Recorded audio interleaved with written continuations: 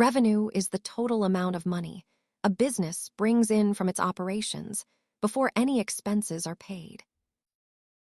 In simple terms, revenue is the top line of a company's income statement. It represents the total sales generated during a specific period.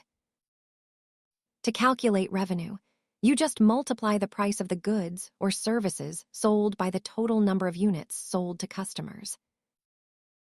Revenue covers all cash flowing into the business from its core activities.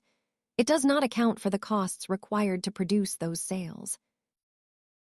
It is important to distinguish revenue from profit.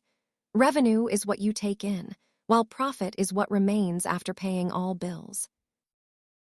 Investors look at revenue trends to see if a company is growing its market share and customer base over the course of a year. This common business adage reminds us that while high revenue is exciting, a company must eventually convert those sales into sustainable profit.